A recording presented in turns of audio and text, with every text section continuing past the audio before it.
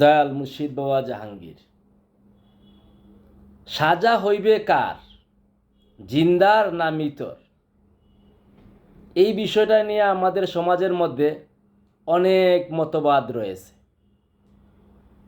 যে লাশের সাজা হয়,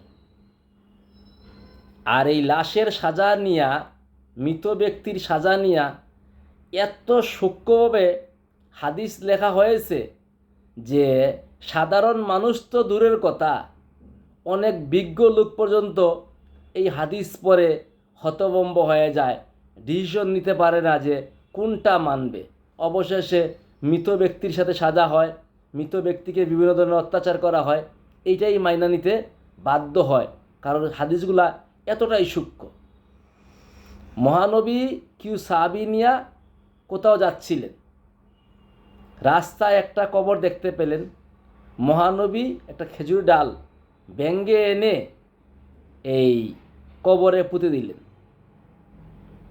সাহাবীরা জিজ্ঞাসা করলেন, ইয়া রাসূলুল্লাহ, আপনি খেজুরের ডাল কবরে পুঁতার কি কারণ যদি একটু বলতেন। মহানবী বললেন, এই কবরে সাজা হইতেছে, আমি খেজুর ডাল পুঁতে দিলাম, যতক্ষণ পর্যন্ত খেজুর ডাল কাঁচা থাকবে ততক্ষণ পর্যন্ত এই কবরে সাজা হবে না। দর্শক শ্রোতা, আপনারা একটু চিন্তা করুন, মহানবী যদি চান এই কবরে সাজা না হোক, আর যত ডাল পুঁতা দিছেন, তাহলে অবশ্যই মহানবী চাচ্ছেন না যে কবরে সাজা হোক। তাহলে মহানবী না চাইলে কি ওই কবরে সাজা হইব বলে আপনারা বিশ্বাস করেন? মহানবী নামাজরত অবস্থায় বাইতুল মুকাদ্দাসে তিনি নামাজরত অবস্থায় সেজদার মধ্যে খালি মনে মনে বলছিলেন যে আমি যদি বাইতুল মুকাদ্দাসের দিকে সেজদা দিলে মাওলা আলীর আত্মুর গড় অর্থাৎ বর্তমান কাবা শরীফ পিছনের দিকে পড়ে যায়। সাথে সাথে আল্লাহ কেবলা পরিবর্তন করার নির্দেশ দিলেন যে আপনি এক্ষুনি কেবলা পরিবর্তন করুন। সেই মহানবী চাচ্ছেন এই কবরে সাজা না হওয়ার জন্য, আর সেই কবরের মধ্যে খেজুরের ডাল শুকায় গেলে আবার সাজা শুরু হয়ে যাইব। এটা কি সম্ভব? এতে কি মহানবীর সম্মানের হেয় প্রতিপন্ন করা হইল না? স্পষ্ট বোঝা যাচ্ছে হাদিসটা যেটা জাল হাদিস। আবার তারাই বলে যে মহানবী গায়েবের খবর জানেন না। গায়েবের খবর না জানলে কবরে সাজা হইতেছে এটা মহানবী কী করে দেখলেন, কী করে জানলেন, যদি গায়েবের খবর না জানেন মহানবী?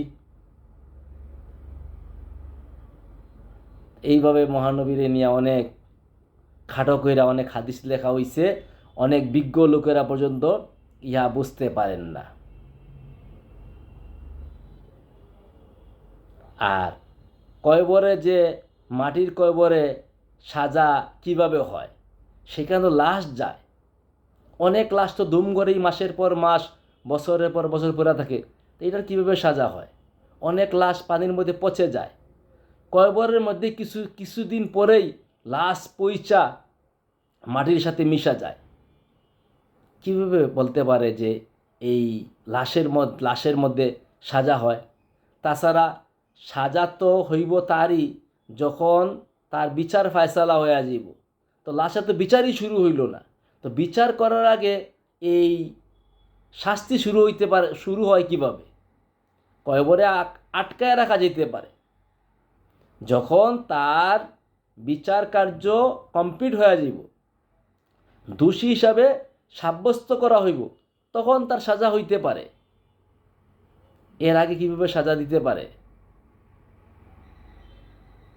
মুনকার নকির জিজ্ঞাসা করব, রব্বুকা দিনুকা নবীউকা, না কইতে পারলেই শাস্তি শুরু হয়ে যাব, এটা কোনো কথা? সারা জীবন কথা কইলাম বাংলায়, আর মুনকার নকি এসে জিজ্ঞাসা করব আরবিতে? হ্যাঁ,